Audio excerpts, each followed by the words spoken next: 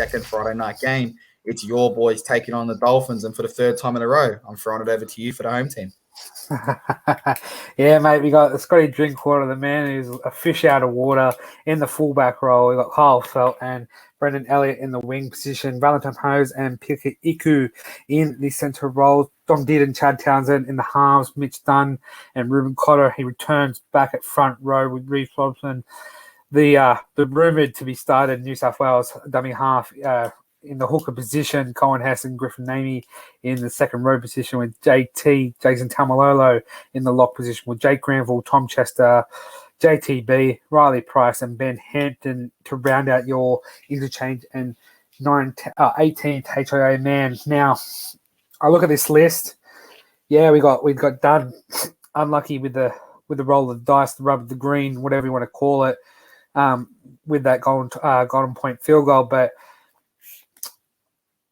we just, for some reason, we're just lacking concentration, and we need to switch on for 60 minutes. We need to be defensively aware for 60 minutes, if not more, to just see out a game. Okay, to get an 80-minute performance is asking a bit too much of some of these young players, but some of these senior veterans, like, you got Valentine Holmes, Pidiku, Chad Townsend, a grand final winner, Jason Tamalolo, another grand final winner, Valentine Holmes, yes, he did win with the Sharks a year later after us, but those are the players that should be around the park, should be telling these young guys, like, when to put the foot on the acceleration, when to put the foot on the brake, when to not even touch the brake and just glide through the game.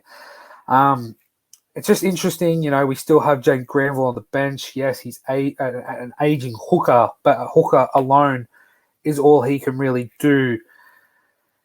I would rather see Tom Chester go into that 14 role. I think he can be that sort of player we bring on at the 25 to 30 minute mark in the first half, and he just brings a spark into the game while the opposition forward pack are a bit depleted and running a little bit low on energy. I don't understand why we are carrying Jake Granville when Reece Robson, in my opinion, can play 80 minutes. It's definitely an interesting one. I think this is something where, Reece Robson can play 80 minutes, but you know what? If you force him to, so can majority of those hooker roles. But obviously you looked at Harry Grant and how good that worked for Melbourne last year, having that swap. We look at Nathan, we look at Api Coruscant and Sonny Luke last year, how they operated in that role. We look at how the Roosters are bringing Brandon Smith off. They're giving him a quick rest, and then they're throwing him back on against tired defenders.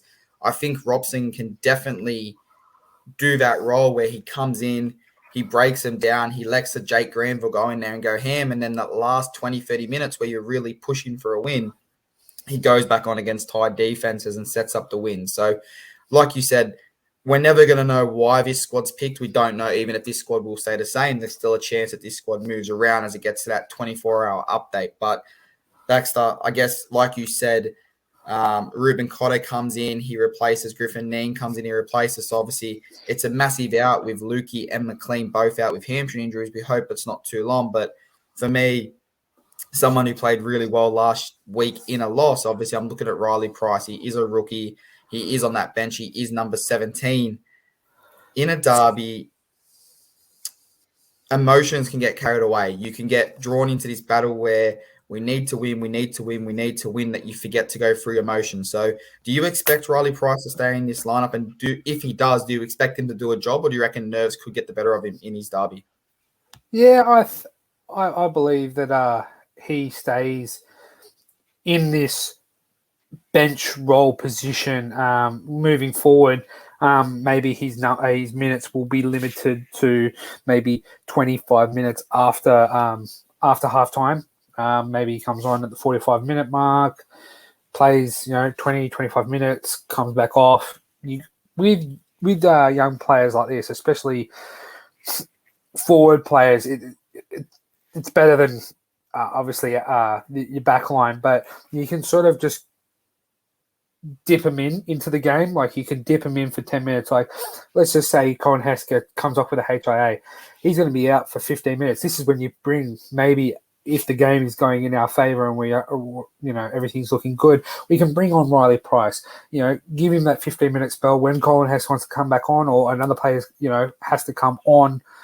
We could swap him around, and you bring him off, and you don't tire him out too quickly. You don't leave him out there for so long. You want to just. He's going to be emotion's going to be high just because it's you play. I believe.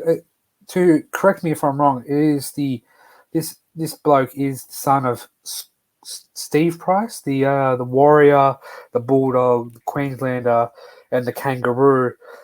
Famous fun fact. That's all that he's got. All the animals he's got tattooed on his arm.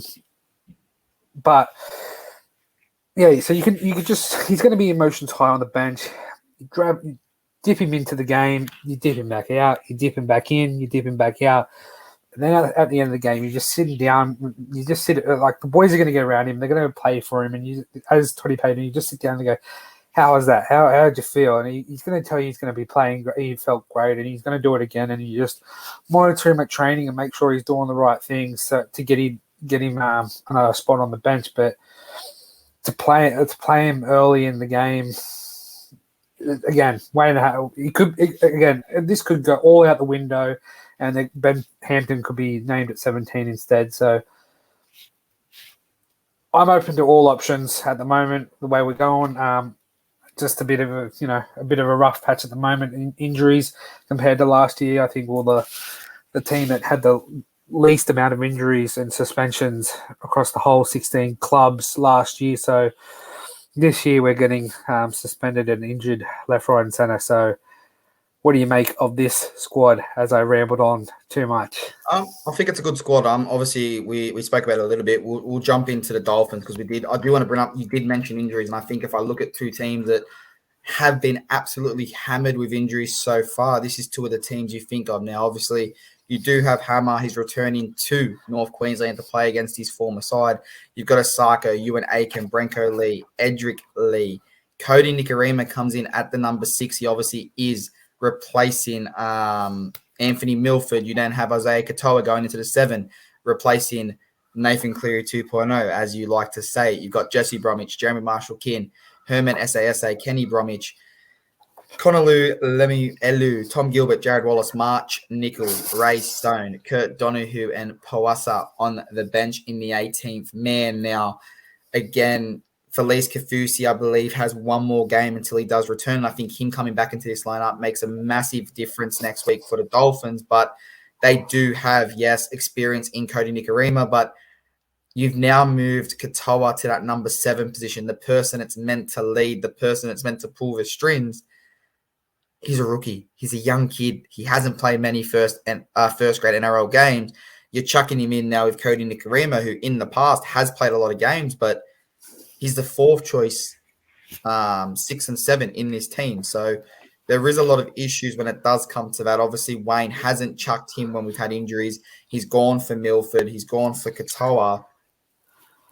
It's a tough one. I think they're in for a world of hurt this week. I think they're in for a world of hurt next week. I think it does get better the weeks after that. But Baxter, what do you make of this side? And give me your prediction, because I'm going with a Cowboys 13-plus victory. Wow. Okay, well, out of you and me, I'm not going to go against my team here, but someone's getting 1 point, someone's getting 3, or we both could get 0 here. But I'm going to go Cowboys 1-12. Before I touch on that, this side, this back line, it's a bit, as you said, it's a bit iffy. You got the Hamo, James Sarko, Ewan Aiken's been strong. Isaiah Katoa, he's good. He's good at 6, but is he a 7? Again, you're gonna have to wait and see, because we also a lot of people said that about Lachlan Ilias last year in his rookie year. Comments are made about rugby. He wants to test himself as an All Black one day, but I think there's a bit of head noise around this squad.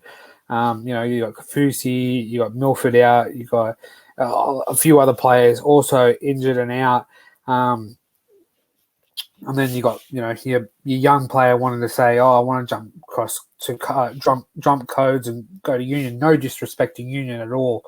I think if you're good enough to make it, go for it. But I don't know how many years he has left on his current contract to be talking about that. But coming up against a sort of a Queensland derby, it's not the best week to do so. Especially when you're down on troops. So I'm hoping that both teams can come out of this unscathed. Obviously, being a Queenslander coming up to Origin, I don't want to see anybody really injured, like Tom Gilbert, Jared Wallace. The Hammer especially could fill that 14 role or that extended bench for us when it comes to Origin time. So. As I said, Cows 1-12. Most scorelines this year have been 1-12, so I'll stick to that. I don't see this being a blowout like Penrith Raiders last week, but that's where I'm going to go with, and that's how you close out a good Friday afternoon. Yeah, well, obviously he is Katoa. Speaking about Katoa, he is 19 years old. He does have, I think it's to the end of 2025 on his contract, so it'll make him 22. He will have a world of experience, especially if they don't sign in those positions. So at 22 years old, maybe puts on a little bit of weight. He's better for the experience. We could see him poached maybe by the All Blacks for obviously the World Cup coming up at the end of, I think it's 2027 or 2028, whenever that contract is up and when that Finn is on. So it's definitely an interesting one. I think he will stay put. He's on $275,000 a year for the next 3 years. He's going to make his money's worth. And I think if you're under Wayne Bennett, you're going to learn a few things. So congratulations to him. But I do think that the Cowboys run right in this. They bounce back from last week and they get the job done. So good Friday's wrapped up.